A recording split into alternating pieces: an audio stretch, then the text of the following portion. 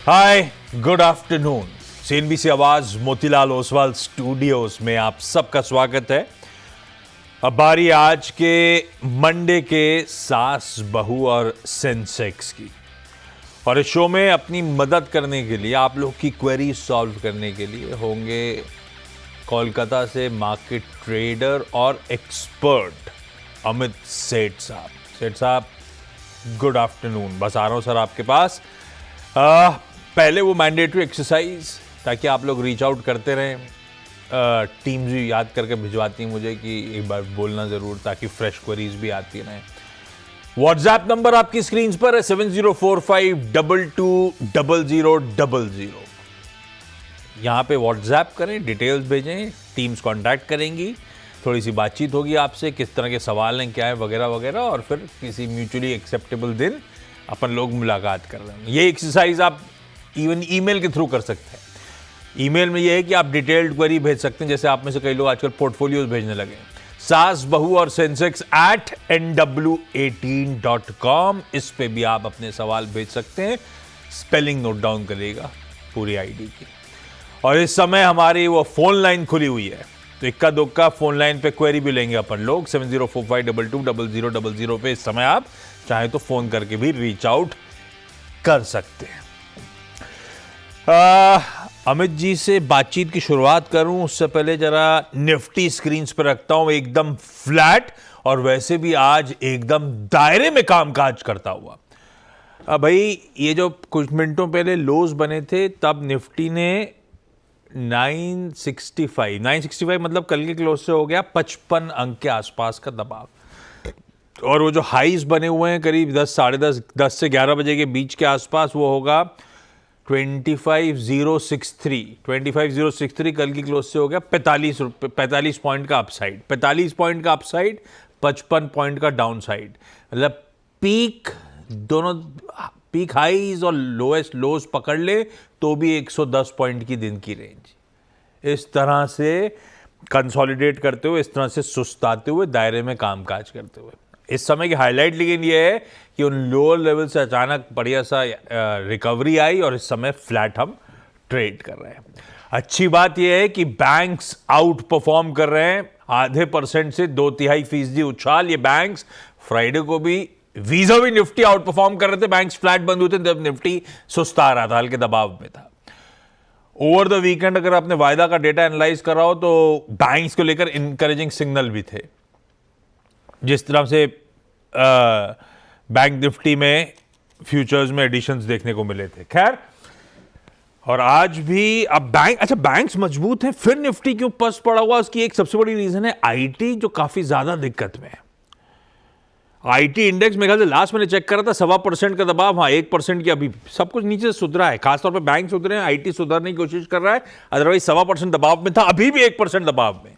तो आईटी जैसी important pocket हल्के दबाव में, बल्कि निफ्टी की कंट्रीब्यूशन प्लेट रखिएगा। तो इन्फोसिस, टीसीएस दबाव में, एक रिलायंस इंडस्ट्रीज थोड़ा सा पस्त है, और बैंक्स और फाइनेंशियल्स का बोलबाला है। कोई एचडीएफसी बैंक, कोई एसबीआई, कोई बजाज फाइनेंस थोड़ा सा नीचे उतरते, तो एक्सिस बैंक, सब इन ग्रीन ट्रेड कर रहे हैं। और अब बजाज ऑटो एंटर कर गया है गेनर्स की लिस्ट में।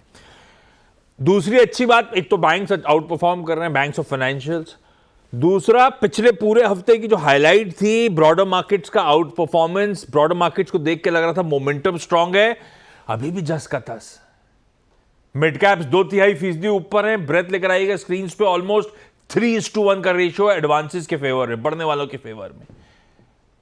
यानी कि जितने शेयर ट्रेड हो रहे हैं 75% इन ग्रीन ट्रेड कर रहे हैं। पिछले पूरे हफ्ते यही कहानी थी, और इस हफ्ते भी वैसे ही शुरुआत हुई है, ये सबसे अच्छी बात। और ये है असली मूड जनरली बाजार का। इंडेक्स तो ठीक है, चले थे, पस्त पड़े, उसके बाद 2 दिन कंसोलिडेट कर रहे हैं, वो अपनी जगह जो हो रहा है, ये है असली बैरोमीटर। खैर, सबसे पहले अमित जी से मार्केट्स पे व्यू ले लेता हूं, उसके बाद आगे बढ़ता हूं आप लोग की क्वेरीज की तरफ। अमित जी, थोड़ा सा कंसोलिडेशन का मूड सुस्ता रहे। खैर, पिछला हफ्ता गजब का रहा, 4.25% निफ्टी में वीक ऑन वीक के इवेंचुअली गेन्स थे। थोड़ा सुस्ताना बनता भी होगा, लेकिन इस सुस्ताने को आप कैसे रीड कर रहे हो? निफ्टी पे आपका अप्रोच क्या है? जी, good afternoon Ashish ji, and good afternoon all the viewers. Ashish ji, आपने बिल्कुल सही कहा कि पिछले हफ्ते हमने काफी अच्छी रैली देखी निफ्टी पिछले लास्ट दो सेशन से सुस्ता रहा है। There is no sign of weakness, क्योंकि दोनों ही इंडेसेस निफ्टी और निफ्टी बैंक देखें तो 10 डे एक्सपोनेंशियल के ऊपर ट्रेड कर रहे हैं। बिटवीन द टू इंडेसेस अगर हम कंपेयर करें तो निफ्टी बैंक ज्यादा बेहतरीन पोजीशन में, क्योंकि यहाँ पे एक पुल बैक जनरेट हो रहा है। निफ्टी की बात करें तो सुस्ता रहा है, बाय ऑन डिप्स अभी भी यहाँ पे है। तो अगर कोई हमें डिप मिले टूवर्ड्स 24,950, कोई भी कारणवश से 24,900, तो वो एक 50 पॉइंट के स्टॉप के साथ एक हमारे लिए बाइंग अपॉर्चुनिटी रहेगी। प्योरली अगर ट्रेडिंग पॉइंट ऑफ व्यू से बात करें तो आज के सत्र में इंट्राडे पर्पसेस के लिए Nifty bank is better place, क्योंकि इंट्राडे में हमें मोमेंटम चाहिए होता है। तो यहाँ पे अगर किसी की पोजीशन है तो 55,300 स्पॉट में अपना पोजीशन होल्ड करें, और मुझे लगता है पोजिशनल यहाँ पे 56,500 भी पॉसिबल है। तो दोनों में कंपेयर करें तो निफ्टी बैंक बेटर प्लेस्ड है, और वैसे देखा जाए तो दोनों की पोजीशन ठीक है। कोई दिक्कत नहीं है भाई साहब, कोई साइन ऑफ वीकनेस नहीं है। 2 दिन से हम कंसोलिडेट कर रहे हैं, बल्कि टेक्सचर ऐसा है कि गिरावट में खरीदारी करने का मन बना है। अगर किस्मत अच्छी है 24,950 के आसपास मिल रहा है तो वो कंफर्टिंग लेवल है। 50 पॉइंट के स्टॉप के साथ तेजी का मन बनाया जा सकता है। और अगर मोमेंटम प्ले करना है तो इस समय निफ्टी बैंक स्लाइटली बेहतर प्लेस नजर आता है ट्रेड के लिहाज से। खैर, यह है निफ्टी और मार्केट्स में जनरल व्यू। सेठ साहब का सवाल जवाब के सिलसिले की शुरुआत कर दी जाए। आज अपने को ठाणे, दिल्ली, उड़ीसा जाना है। सब आपको आपकी स्क्रीन पर रेडी नजर आएंगे। सबसे पहले काम करा जाए, उड़ीसा से पूनम जी के पास चला जाए। Poonam ma'am, hi, good afternoon Poonam ma'am. Odisha में कहाँ से Poonam ma'am? I belong from Cuttack, Odisha. आपने नाम तो सुना ही होगा। दोनों का नाम सुना है मैंने, उड़ीसा का भी और कटक का भी। बचपन में ज्योग्राफी थोड़ी बहुत तो ठीक थी मेरी। पूनम मैम, कब से स्टॉक मार्केट में जुड़े हुए हो? कितना टाइम हो गया अंदाजन? राइट नाउ अभी मेरे को 3 to 4 years हो गए स्टॉक मार्केट में। तो post Covid types? Yes, post Covid I join this stock market, और तभी से मेरे को काफ़ी इंटरेस्ट आया है। तो आपके शोज भी देखते हैं रेगुलरली, एंड मतलब कुछ काफ़ी रियलिस्टिक इनपुट्स भी मिलते हैं। सो मेरे को काफ़ी इंटरेस्ट आया in terms of long term investing. And also मेरे पापा Shri Vinod Kumar Chandak, he is also very long term investor in this. तो वहाँ से भी मैंने कुछ सीखा, and I got that interest. Okay, तो पूनम जी, अब खुद की सेल्फ स्टडीज हैं या पापा गाइड कर रहे हैं? Right now it is a combination of both, I would say. So मेरा बैकग्राउंड तो इसमें नहीं है। I am basically a software engineer by profession, but this number statistics ये मेरे को काफ़ी एक्साइट करते हैं। So I am into this right now. Done है। पूनम मैम, पहला सवाल कौन सा? सो मैंने कुछ स्टॉक लिया था about Asian Paints. So I have 30 stocks right now with me, which I had purchased at around 3,000। So अभी काफ़ी दिनों से it is in loss. So I would want to know कि इसका क्या ट्रेंड है in the future, and what should I expect from that. और श्री चंडक क्या कह रहे हैं? He is just saying to hold that for now. और लिया पूनम जी लॉन्ग टर्म के हिसाब से था, ये सोच के लिया था? हाँ, मैंने लिया था लॉन्ग टर्म के हिसाब से, because it was performing well last year, but अभी कुछ टाइम से it is not that up to the mark. तो सही कह रहे हो। 1 साल पहले वो तस्वीर बदली जब कंपटीशन थोड़ा सा एग्रेसिव हो गया इस स्पेस में। खैर अमित जी, वो फंडामेंटल्स अपनी जगह दिक्कत में है, कॉम्पिटिटिव इंटेंसिटी तो है ही है, पर काफ़ी हद तक शायद वो भाव में आया हो। 1 साल से जो कंपटीशन एग्रेसिव हुआ है इस पेंट इंडस्ट्री में, अब समीकरण बैठ कैसे रहे? पूनम करें क्या? 650 पर शेयर का लॉस हो रहा है। जी आशीष जी, अगर पर्टिकुलरली एशियन पेंट्स की बात करें तो 2 क्वार्टर पहले जब इसका रिजल्ट अक्टूबर नवंबर में खराब आया था तो टेक्निकली एक गैप डाउन हुआ था, और तब से ये स्टॉक की कंटिन्यूअस बेस बनाने की कोशिश कर रहा है। टाइम लगेगा बेस बनने में, लेकिन अच्छी बात यह है कि एट द सेम टाइम 2150 2200 ये कंटिन्यूअसली होल्ड कर रहा है पिछले 5-6 महीनों से। So that is the only positive in the stock. ऊपर जाने में थोड़े से ओवरहेड रेजिस्टेंस ज्यादा है, बिकॉज हमारा जो गैप जोन है वो लगभग 2600 से 2750 तक आता है। तो वहां पे स्टॉक एक रेजिस्टेंस फेस कर सकता है। फिलहाल अगर purely technical point of view से देखें तो स्टॉक एक कंटिन्यूअस कंसोलिडेशन मोड में है और अपने 2200 के लेवल्स होल्ड कर रहा है। तो थोड़ा सा मैम यहाँ पे टाइम लगेगा। जब तक 2200 होल्ड करता है, मुझे नहीं लगता कि अब इन लेवल्स में हमें ये स्टॉक से एग्जिट करना चाहिए। 2200 का एक स्टॉप लॉस लगाए होल्ड करें, and let's hope for the best after that. ये बताओ, आप बेटे के लॉगिन से क्यों घुसे हुए हो अमित जी? ये मेरी फोटो कैसे अपने आप बंद हो गया? ना वो फोटो ठीक है, लेकिन आर्यन के लॉगिन से बैठे हो आप। नहीं, वो कल एक्चुअली कुछ अपना कॉलेज का भर रहा था, तो शायद उसने अपना नाम भर लिया था एडमिशन। देखा, सब पता है मुझे किसके लॉगिन से कौन बैठा हुआ है। खैर, दिल्ली से सुनीता मैम के पास चला जाए। Sunita ma'am, hi, good afternoon Sunita ma'am. Good afternoon. Sunita ma'am, आप कब से स्टॉक मार्केट में हो? सर हो गया 3-4 साल हो गया। और खुद ही स्टॉक डिसाइड कर रहे हो या कोई ब्रोकर होकर गाइड कर रहा है? नहीं, आपकी CNBC चैनल देखती हूँ, प्लस मेरे पेरेंट्स और मेरे हस्बैंड, सन, इनके गाइड से। ओके, सब है मतलब इसी स्टॉक मार्केट में। खैर ठीक है सुनीता मैम, पहला सवाल। सर मेरे पास सिप्ला है, ITC है। तो पहले सिप्ला चलते हैं। किस भाव पे कितनी क्वांटिटी मैम? 300 क्वांटिटी है, 1539 में परचेस है। और क्या सोच के ट्रेडिंग वेडिंग करी थी, या ये जेन्युइनली सोचा था लंबी अवधि के लिए रखूंगी सिप्ला को? क्या मामला था? होल्ड करने का ही सोचा है, लेकिन अब आपसे गाइड ले रही हूँ क्या सोचा है मतलब जब मामला फंस गया तो ऐसा सोचा, या सोच के ही रखा था कि लंबा रखूंगी? फंस गया ना, इसीलिए ऐसा सोच रहे हो? Yes sir. तो बताओ ना। खैर, मोमेंटम होगा अमित जी, कभी सिप्ला में ले लिया था, अभी मामला थोड़ा सा पस्त पड़ा हुआ है, मन ट्रेडिंग का ही है, क्या करूं? जी आशीष जी, फिलहाल अगर देखा जाए तो ये स्टॉक अभी फ्लेवर पे नहीं है, थोड़ा सा यहाँ पे मोमेंटम नहीं है, एक साइडवेज कंसोलिडेशन मोड में है। इसका लास्ट हायर लो और जो सपोर्ट की अगर हम बात करें 200 एमआ, तो लगभग 1475 के आसपास आता है। तो नजरिया अगर आपका ट्रेडिंग का है तो 1475 का एक स्ट्रिक्ट स्टॉप लॉस लगाएं और इसे होल्ड करें। तेजी यहाँ पे तभी बनेगी one stock start trading above 1520 1530। वैसे अभी मोमेंटम नहीं है, तो इसको होल्ड करें, लेकिन एक 1475 रुपए का स्टॉप लॉस लगा के रखें। टर्म नहीं है पर लगाइए 1475 का स्टॉप लॉस, होल्ड करिए, शायद थोड़ा बहुत गेन्स इवेंचुअली मिले आपको। चलिए, ओडिशा से दिल्ली होते हुए थाने चला जाए। थाने से श्रुति वाघमारे जी जुड़ती हुई। श्रुति मैम, हाय, गुड आफ्टरनून श्रुति मैम। आफ्टरनून। क्या करते हो थाने में आप श्रुति मैम, और आप कब से जुड़े हो स्टॉक मार्केट से? सर मैं हाउसवाइफ हूँ और मैं स्टॉक मार्केट करती हूँ, ट्रेडिंग करती हूँ। और मेरी फैमिली 2004 से जुड़ी हुई है स्टॉक मार्केट से। मेरे पापा ने स्टार्ट किया था। Actually we went through some serious crisis and उसके बाद हम लोग स्टॉक मार्केट में आए हैं, पापा और मम्मी। And since then, since 2004। और स्टॉक मार्केट ने हेल्प करी आपको उस क्राइसिस से बहुत। सेल थ्रू करने में? बहुत। Stock Oh, market great. ने, आपके चैनल ने। वो तो आप चैनल पे बैठे हो इसलिए ऐसा बोल दिया होगा। नहीं सर, हमारा सबसे यही चल रहा है। तब ठीक है। सुनीता, अच्छा श्रुति मैम, जी, आप कैसे अब स्टॉक आइडेंटिफाई कर रहे हो? फैमिली में डिस्कस होके आप लोग चुनते हो, या अपना खुद फैमिली का में कुछ कर रहा है? डिस्कस होते हैं, कई बार मैं खुद से टेक्निकल एनालिसिस, फंडामेंटल एनालिसिस करके हम लोग डिसाइड करते हैं।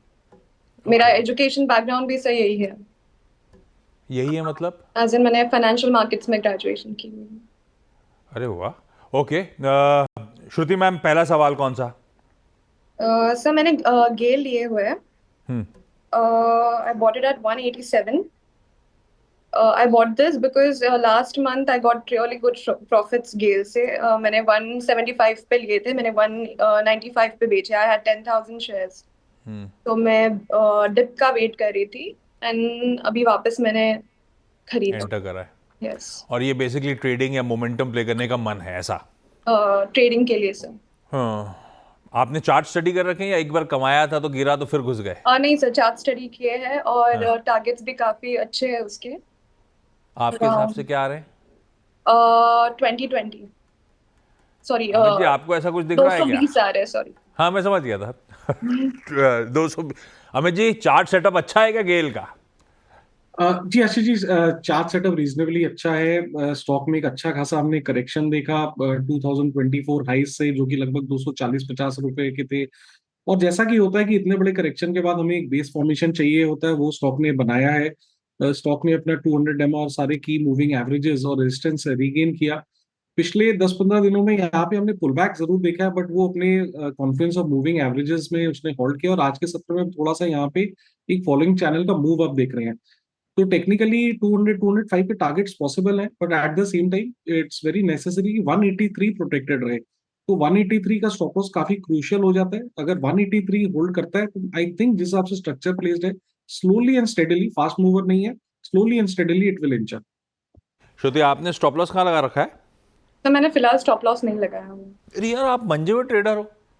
जी लगाओ, 183 पे स्टॉप लॉस लगाइए। जी। खैर, फोन लाइन से रांची से निधि अग्रवाल जी जुड़ती हुई। निधि मैम, हाय, गुड आफ्टरनून। सवाल पूछे मैम। जी, मेरा ये पूछना था कि मैंने इन्फोसिस लिया है 1596 में, तो मैं इन्वेस्टमेंट के हिसाब से सोच रही थी कि उसको होल्ड पे रख सकती हूँ कि नहीं।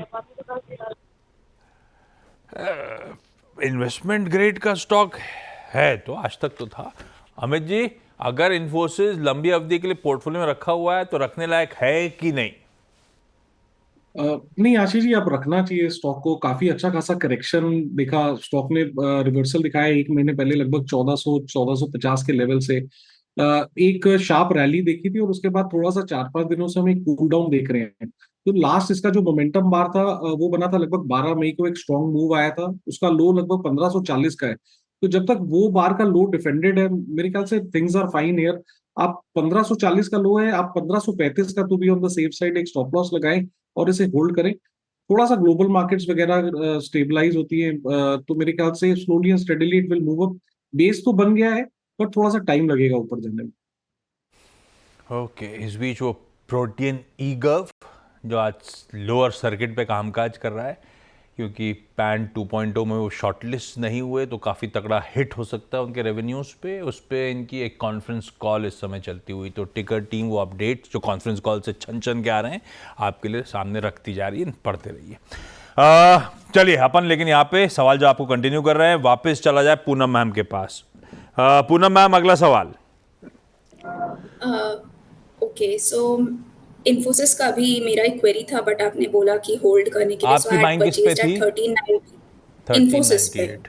हाँ, नहीं, 1398 की खरीद है। ओके, तो ये तो फिर ठीक है। ये भी लॉन्ग, आपने भी लॉन्ग टर्म के लिए रखा है? लॉन्ग टर्म ले आपके रखा। लेवल से ज़्यादा अट्रैक्टिव है, तो आप तो वैसे अमित जी ने आंसर दे ही दिया है। अगला कौन सा पूनम मैम? और एक स्टॉक मैंने लिया था स्विगी का, so I had purchased it at 446 rupees, so I have 100 shares right now.